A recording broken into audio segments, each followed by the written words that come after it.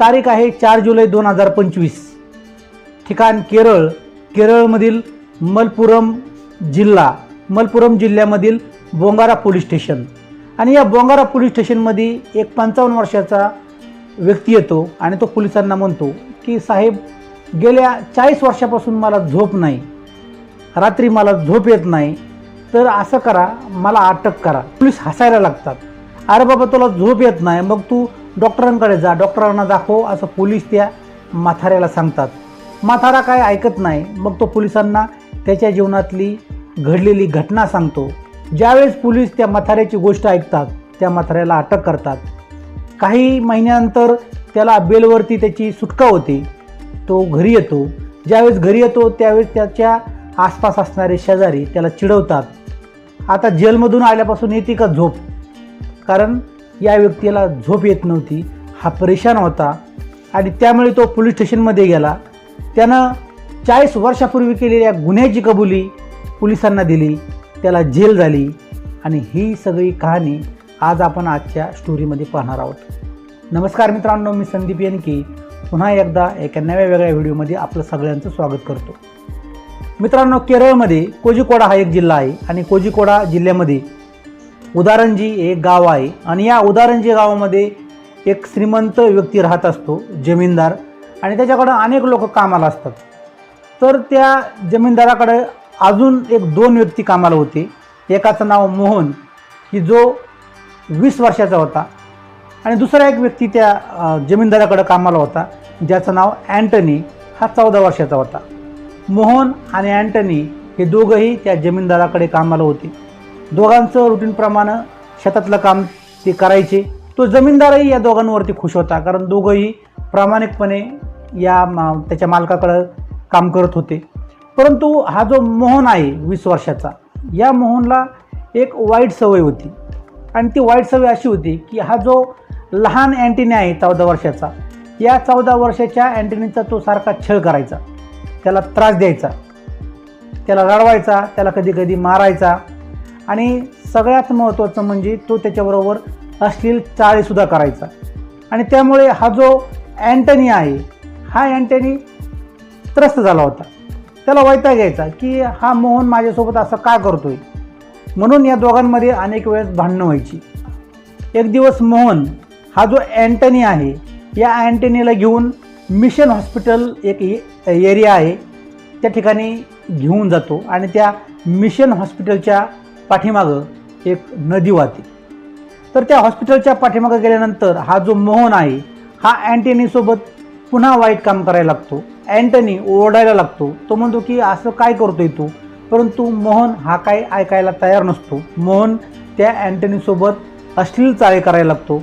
आणि मग जो अँटनी आहे, हा अँटनीला खूप राग येतो. तो मोहनला धक्का देतो. वयानं मोहन हा मोठा असतो, परंतु त्या लहान पोरामध्ये कुठली शक्ती ती काय माहीत नाही. तो त्या मोहनला धक्का देतो आणि पळत पळत तो नदीच्या किनाऱ्यावरती जातो. अँटनी नदीच्या किनाऱ्यावरती उभा असतो आणि मोहनही पाठीमागून त्या अँटनीकडे जातो.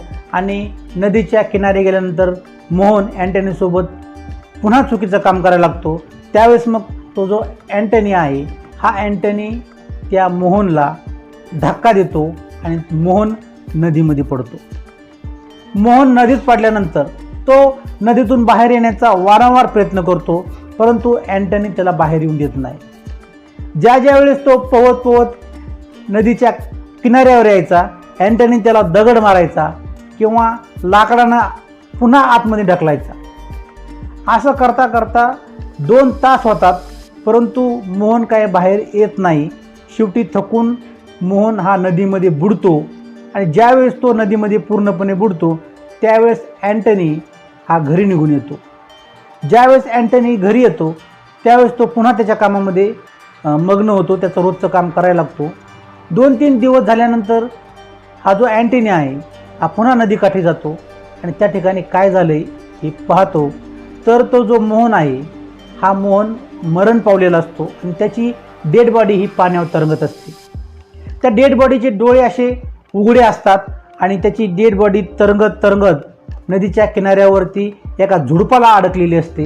ज्यावेळेस अँटनी ही डेड बॉडी पाहतो, अँटनी खूप घाबरतो, कारण त्या बॉडीचे डोळे उघडे असतात आणि त्याचा चेहरा पूर्ण सडलेला असतो, कारण 3 दिवसापासून ती बॉडी पाण्यामध्ये असते. ज्यावेळेस अँटनी ती डेड बॉडी पाहतो, अँटनी मोठ्याने ओरडतो आणि एक भीती त्याच्या मनामध्ये बसते. ती भीती त्याच्या मनामध्ये इतकी बसते, तो पूर्णपणे घामाने डबडबतो, घाबरतो आणि त्या ठिकाणाहून तो निघून जातो. आता तो मालकाकडेही जात नाही, तो त्या ठिकाणाहून पळून जातो. तो जातो तामिळनाडूला, तो आंध्राला जातो आणि असं फिरता फिरता पुन्हा तो केरळला येतो आणि केरळला बोंगारा या ठिकाणी तो स्थिर होतो. त्या ठिकाणी तो राहायला लागतो आणि त्याचं तो नाव बदलतो. त्याचं नाव अँटनी होतं, तर तो त्याचं नाव बदलतो आणि लोक ज्यावेळेस त्याला विचारतात तुझं नाव काय, त्यावेळेस तो सांगतो की माझं नाव मोहम्मद अली. आणि आता मोहम्मद अली या नावानं हा अँटनी राहायला लागतो. बोंगारा या ठिकाणी अँटनी म्हणजेच आता मोहम्मद अली, त्याने त्याचं नाव बदलले. हा मोहम्मद अली प्रामाणिकपणे लोकांकडे काम करत असतो, मजुरीचं काम करत असतो. थोड्याच दिवसामध्ये त्याच्या प्रामाणिक कामामुळं लोक त्याला पसंत करायला लागतात. नंतर हळूहळू तो त्याचा चांगला जम बसवतो, तो स्वतःचं घर घेतो आणि ज्या ठिकाणी तो काम करत असतो तो मालक त्याचं लग्नही लावून देतो. नंतर त्याला 4 मुलं होतात, 3 मुलं आणि 1 मुलगी, असा त्याचा परिवार असतो. परंतु अनेक वर्षापासून तो अशांत असायचा. रात्री त्याला वेगवेगळी स्वप्न पडायची. स्वप्नामध्ये त्याला तो जो लहानपणी त्यानं मोहनला नदीमध्ये ढकललं होतं, हे स्वप्न त्याला वारंवार पडायचं. मोहनचा जो मृतदेह आहे तो नदीच्या काठी अडकलेला, तो त्याला आठवायचा. त्याचे डोळे त्याला दिसायचे आणि हा स्वप्न पडून रात्रीच उठून बसायचा. नंतरच्या काळामध्ये त्याला झोपही येत नाही, रात्रभर तो जागा असायचा आणि उघड्या डोळ्यांनी त्याला त्याच्या जीवनातल्या ज्या घटना घडल्या होत्या आधीच्या, त्या सगळ्या गोष्टी त्याला आठवायच्या. नंतर एके दिवशी मोहम्मद अलीचा मोठा मुलगा, हा मोठ्या मुलाचा मृत्यू होतो आणि ज्यावेळेस मोठ्या मुलाचा मृत्यू होतो त्यावेळेस मात्र मोहम्मद अली खचतो. मोहम्मद अलीला ज्या दिवशी त्याचा मुलगा मेलेला असतो त्या दिवशी संध्याकाळी स्वप्न पडतं आणि स्वप्नामध्ये त्याला तो लहानपणी त्यानं मोहनला ढकललं होतं, तो मोहन दिसतो. मोहन त्याला स्वप्नामध्ये म्हणतो की मी तुझ्या मुलाचा खून केलेला आहे, मी तुझ्या मुलाला मारलेला आहे आणि तू जो माझा खून केला होता, तू मला जे मारलं होतं त्याचा बदला मी घेतलेला आहे. या स्वप्नानं मोहम्मद अली हा अस्वस्थ होतो, त्याला काय करावं असं कळत नाही. त्याची रात्रीची झोप पूर्ण उडालेली आहे. तो गेल्या अनेक वर्षापासून रात्री झोपलेला नाही, रात्रभर तो जागाच असायचा. घरातले सगळे परेशान होतात की हा माणूस रात्री का झोपत नाही, परंतु त्यानं त्याच्या मनातली गोष्ट कोणालाही सांगितली नव्हती. कारण त्याला असं वाटायचं की ही गोष्ट मी जर माझ्या घरच्यांना सांगितली, माझ्या बायकोला सांगितली किंवा मुलांना सांगितली तर ते परेशान होतील. कधी कधी त्याला असंही वाटायचं की मी पोलीस स्टेशनला जावं, माझा गुन्हा कबूल करावा.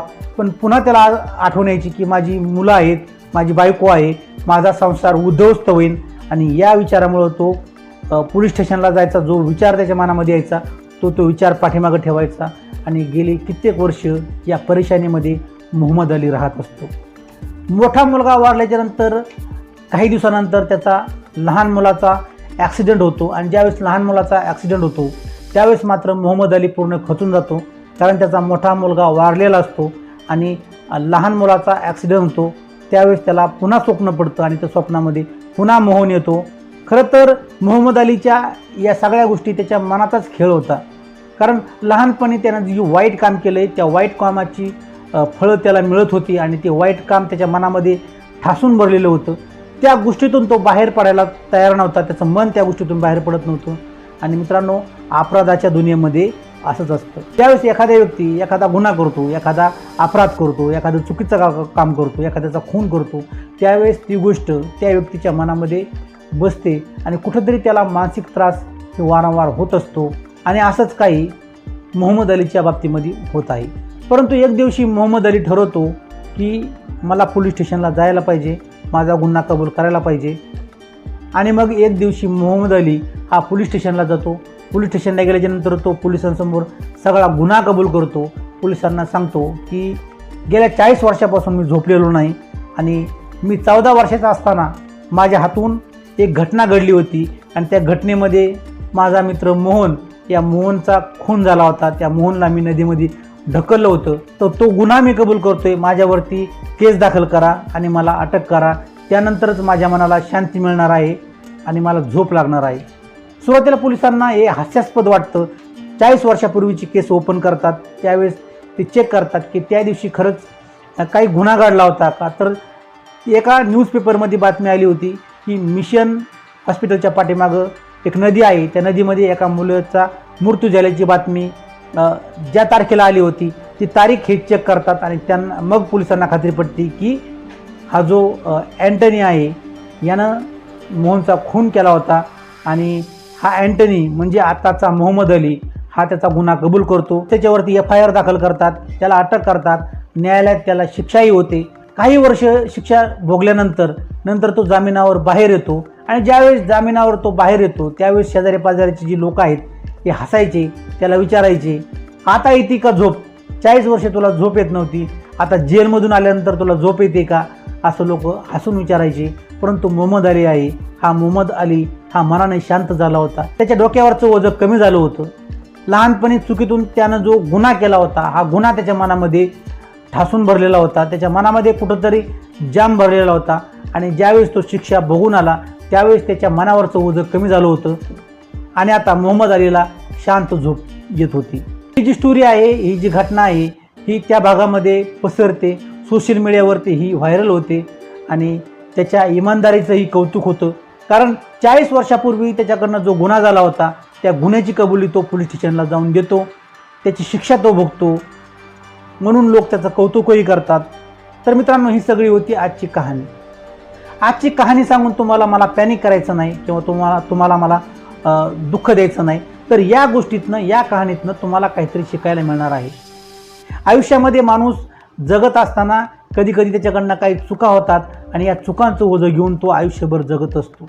तो जरी कोणाला काही बोलला नाही तरी त्या चुका त्याने केलेला तो जो गुन्हा आहे त्याच्या मनामध्ये कुठंतरी बसलेला असतो आणि तो त्याला आयुष्यभर त्रास देत असतो. म्हणून माणसानं कुठलाही गुन्हा केला किंवा एखादी लहानशी चूक जरी केली तरी त्याने जर तिचं कबूल केली, त्या व्यक्तीपुढे त्याने जर माफी मागितली तर कदाचित त्याच्या मनाला शांती मिळू शकते. मित्रांनो, आजच्या व्हिडिओमध्ये एवढंच. आणि पुन्हा एकदा शेवटी सांगणं की जर तुमचा कोणाचा वाढदिवस असेल, तुमच्या मित्राचा वाढदिवस असेल, तुमच्या घरातील एखाद्या व्यक्तीचा वाढदिवस असेल तर त्या व्यक्तीचं नाव आणि जन्मतारीख कमेंटमध्ये लिहा. आपण त्याला पुढच्या एपिसोडमध्ये शुभेच्छा देऊ आणि त्यांच्या आनंदामध्ये आपणही सहभागी होऊ. तर भेटूया पुन्हा अशाच एका नव्या व्हिडिओमध्ये. तोपर्यंत स्वतःची काळजी घ्या, आनंदात राहा, खुश राहा. धन्यवाद मित्रांनो.